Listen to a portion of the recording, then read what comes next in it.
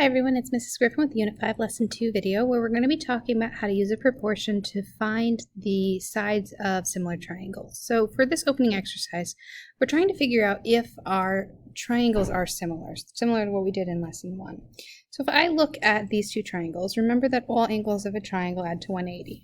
So if I do 180 minus 60 minus 53, I'll find that angle E here is 67. And then if you look, I have two 60-degree angles and two 67-degree angles, which means that top one's also going to be a 53, and then these are similar because I do have two pairs of angles that are congruent to one another. Same thing is going to happen in number 2. I have that both of these are 39. I don't have any more to find a 180, but I also happen to have the vertical angles, so the same thing is happening here where we're getting angle-angle similarity. When we look at number 3 though, we can figure out that we have these two congruent angles marked off here, as well as we have these two congruent angles here, so they should be similar, and we can also check our ratios to see if that would work. So for the two triangles, I can put the 20 over the 16 and the 19 over the 76 divided by 5, which is 15.2. And I can see if I would get the same ratio for those. So 20 divided by 16 and 19 divided by 15.2. I'm getting the same ratio. So because both of these are 1.25, that will work. And I also happen to have the two angle pairs congruent. So depending on how I chose to do this one, I'm getting yes because of angle-angle similarity. All right, moving forward. To talk about what we're doing with today's lesson, we need to understand that it only applies if we have similar triangles. Remember that they have all angles congruent and corresponding sides that are proportional. This is a very important definition to remember. Okay. When we do have similar triangles, that number that we were dividing by to find here is called the scale factor. It's the ratio between a figure and its image after the what's called a dilation. All right, and that's when we do either enlargement or compression.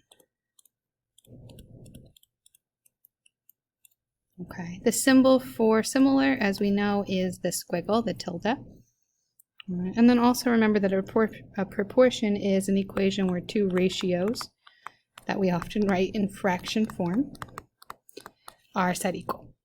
Okay, so now that we remember all that vocabulary, let's figure out a bit about the scale factor. So remembering how we were doing the large triangle over the small triangle, or the image over the pre-image in this case.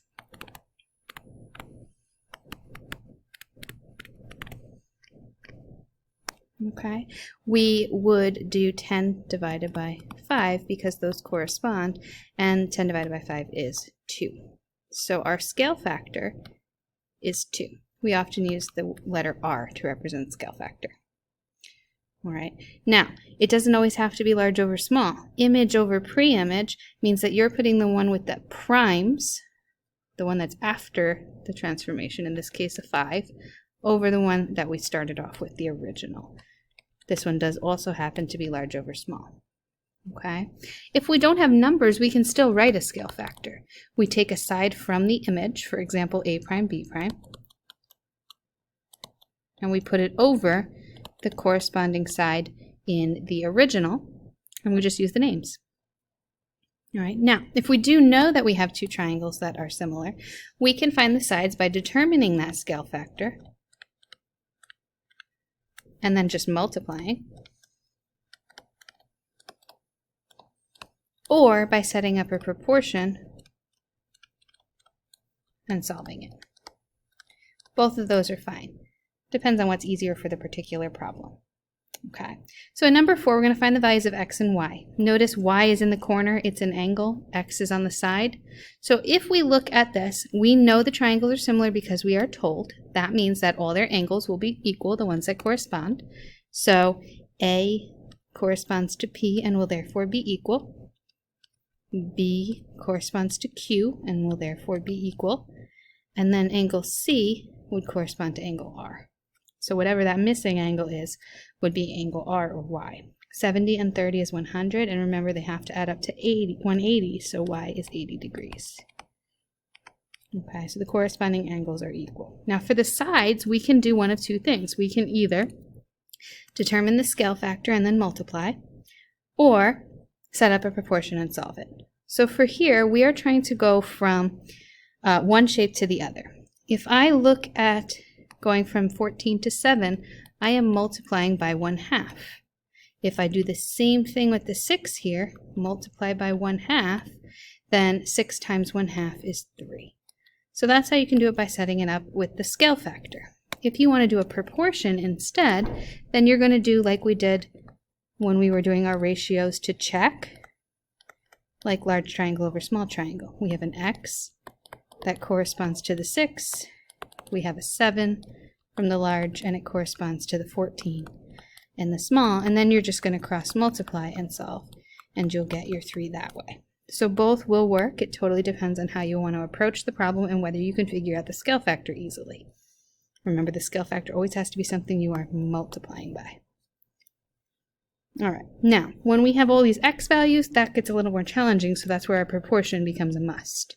So quadrilateral ABCD is similar to PQRS. AD is 3, DC is 2x plus 4, PS is 2, and SR is x plus 5.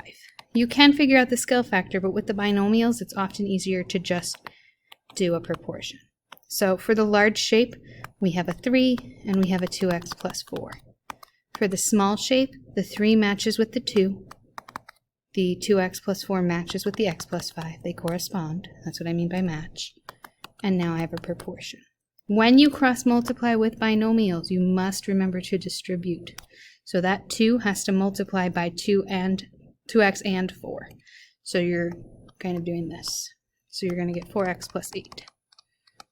Okay, same thing for the 3 has to multiply by all of the x and the 5, by both pieces. So 3 times x is 3, and 3 times 5 is 15. And then we'll solve. Subtract your 3x, subtract your 8, and x is 7. And that's all they wanted in this problem. A lot of times they will ask you to plug back in, so watch for that. In number 6, we're going to do a very similar thing. We have similar triangles. They're telling us they're similar. We didn't have to figure it out on our own. So AB is 3, and that would correspond to our x plus 2.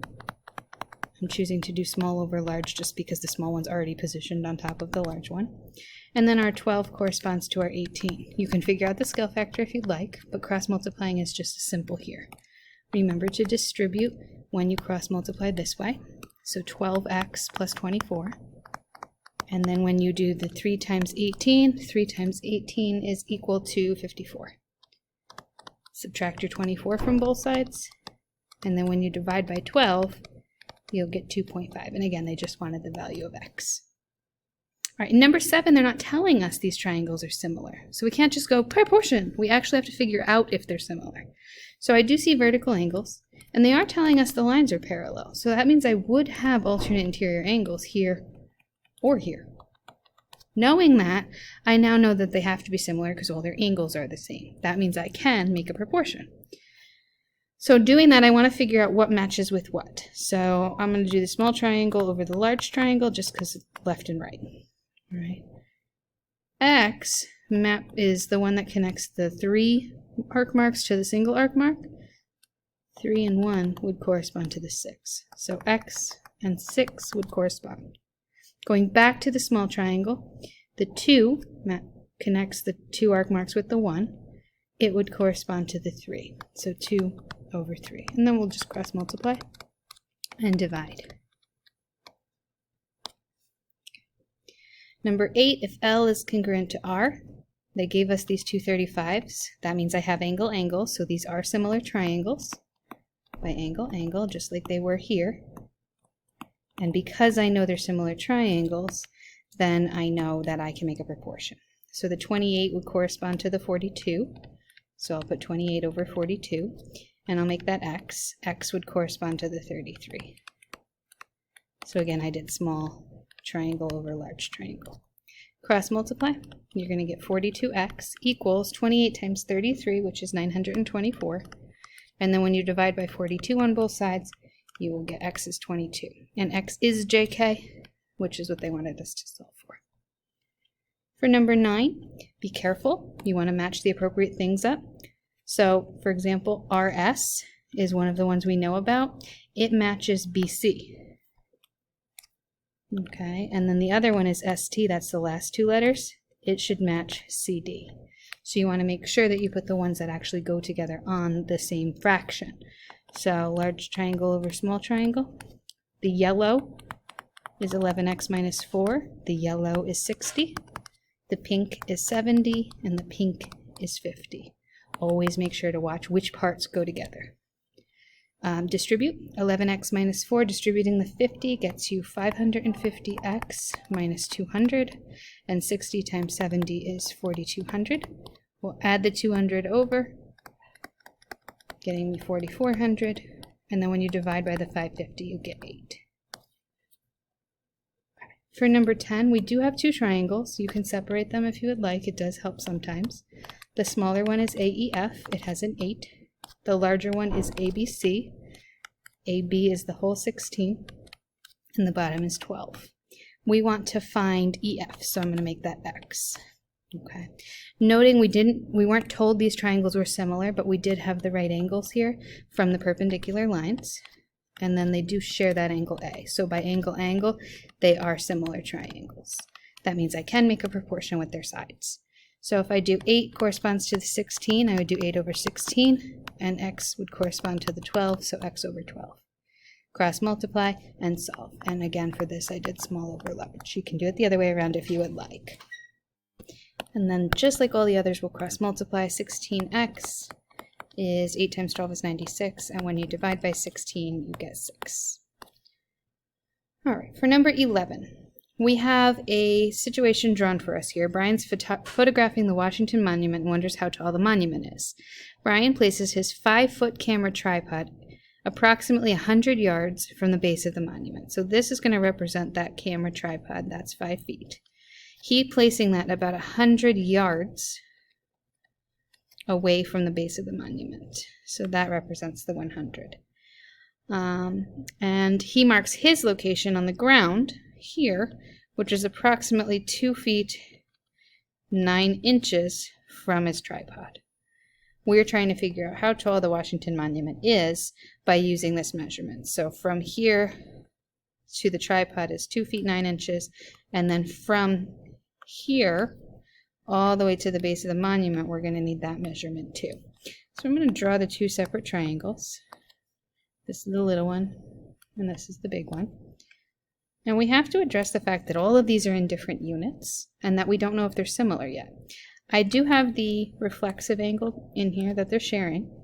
And then there's just an assumption we can make in this situation that the building and the tripod are both perpendicular to the ground, which means that they're forming the right angles, and therefore these would be similar triangles. So that is an assumption in a real-world problem that buildings, trees, ladder, whatever they are setting up would be perpendicular to the ground.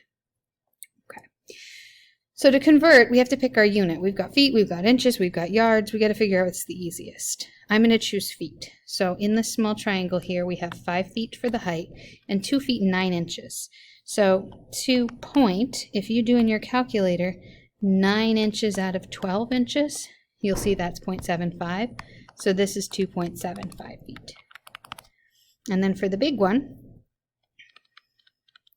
we don't know the height.